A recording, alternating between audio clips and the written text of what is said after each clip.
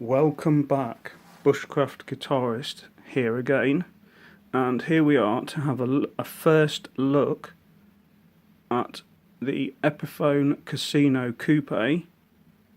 It's not coupe, it's coupe, apparently, in the natural finish. So, previously, I just received this through the post, and I did an unboxing, so please check that video out.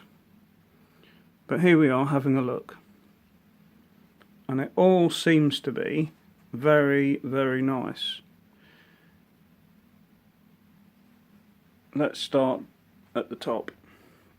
The headstock is attractive, along with the tuners. I haven't touched the tuners whatsoever.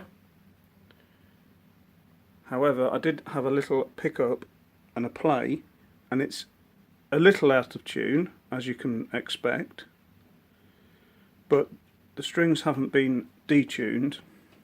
Well, there you go. But it wasn't too badly out of tune. The frets seem to be very nice.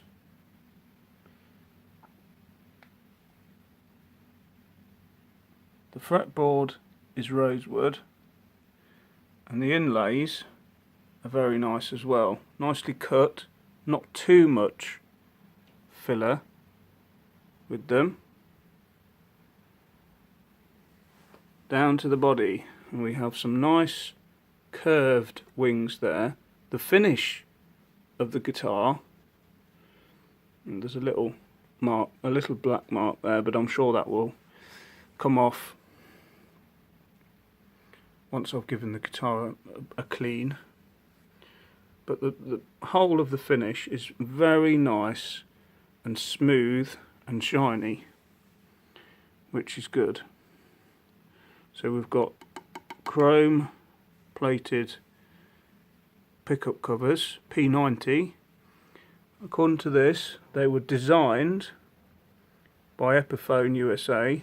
They're Nico Classic magnets, double vacuum waxed with enamel wire. So there you go.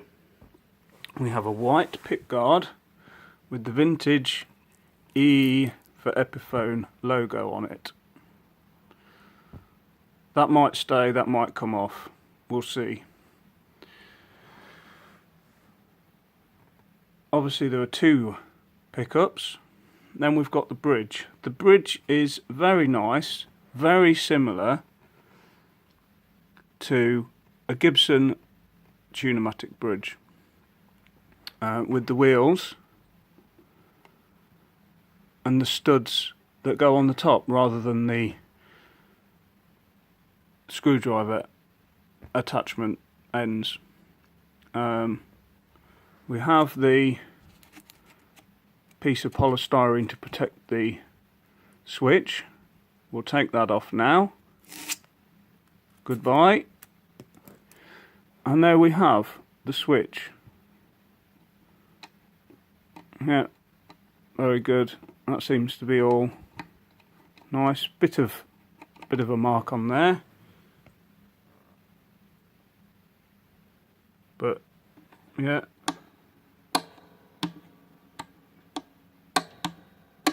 that seems to click and click, so we'll see what happens with that one. And beautiful knobs, beautiful gold top hat knobs with the logo on, very nice. And indicators, not the light indicators obviously that are on a car, but very nice attachment, accessory, whatever you want to call it.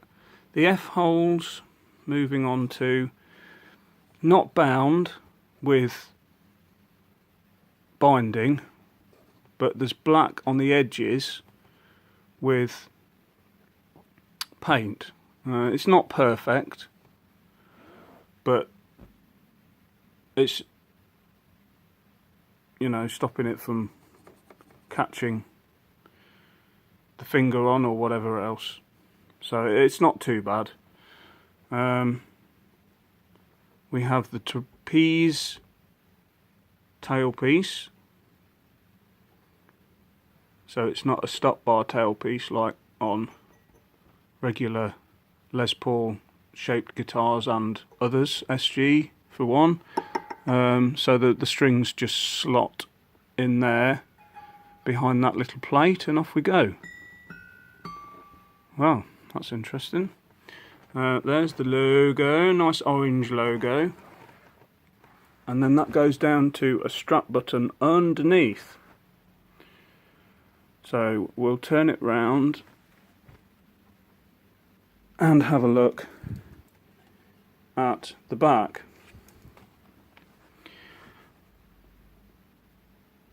Obviously, because it's natural finish, you can see the wood grain in it. It is a shaped back. It's not flat, which is very nice. It's been nicely finished again. There's no marks on the back. As you can see there, there's a nice little bird's eye distinctive figuring in the wood. So obviously in that particular place, in that figuring, my guitar is unique and there isn't another one exactly the same. So that's the figuring. That's quite attractive there. Looks a bit like a, I don't know, answers on a postcard for that one. But it's nicely wood grained there. Moving on up, we have the end pin, strap button, whatever you want to call it, with some felt on. Sometimes there isn't any felt in between the strap button and the instrument itself, which makes it a nice thing, because then obviously it doesn't scratch the guitar. That's drilled into a nicely shaped, very comfortable mahogany neck, and that's also nicely figured too. Not perfectly, whoa, look at me on my figured neck, stare at me for hours. However, it's attractive, not boring. Moving up to the headstock, vintage style tuners. They're attractive. They're quite nice. Butterbean, I believe the ends are, and they're quite nice. The scroll headstock shape, and there does appear to be another piece of wood mahogany just there on that side, on that little wing. Not sure if there's anything. There you go, you can just see that there. There's definitely one on there, which makes it look more like a Gibson style headstock.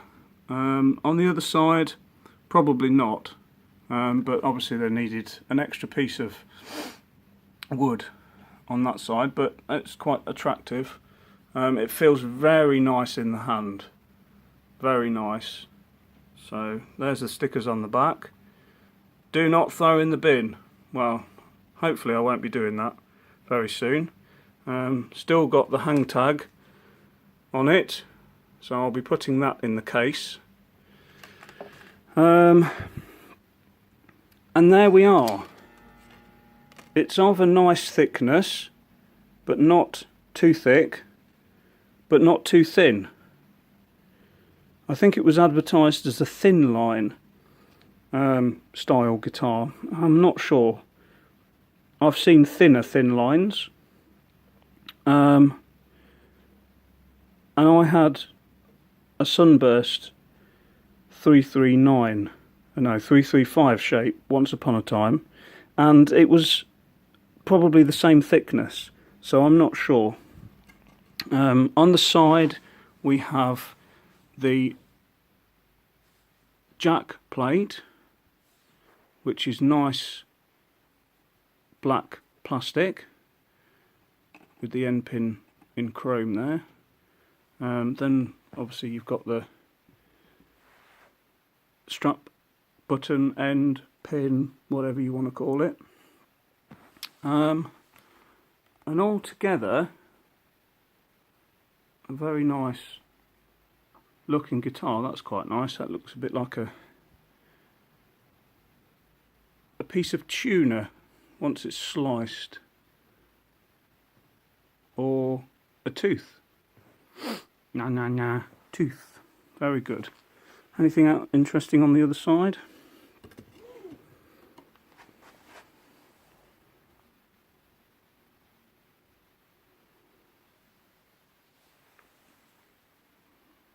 No teeth or faces or bird's eyes or whatever on that side.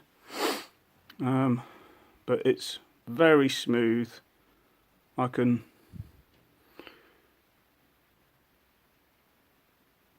not really feel anything. No join there. Obviously we know there is a join, but I can't really feel anything. Again, on this side, the F hole, that's painted on. You might be able to see that. Come on, whenever you like to focus. There we are. You can see that it comes up here and goes down with the paint. So that was probably a Friday afternoon painting session. And then we've got the dots along the side. All very smooth. The nut is probably a plastic nut, so I'll be changing that one eventually, or changing that as soon as possible, because bone is better apparently. So when I set it up, I'll do that. The action isn't too bad, but I'll probably take that down a little bit more.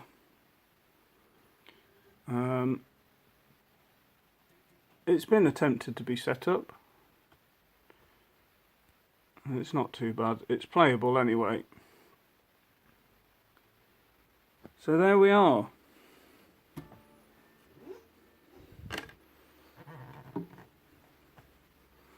There we are.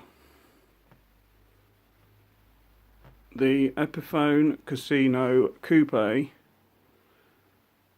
in natural finish. The coupe means that it's slightly smaller than the regular casino size, which happens to be roughly about Les Paul sized.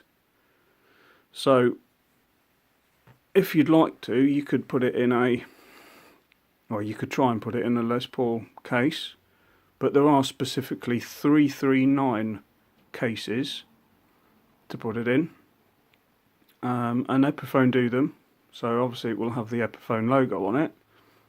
So it sets the scene very nicely.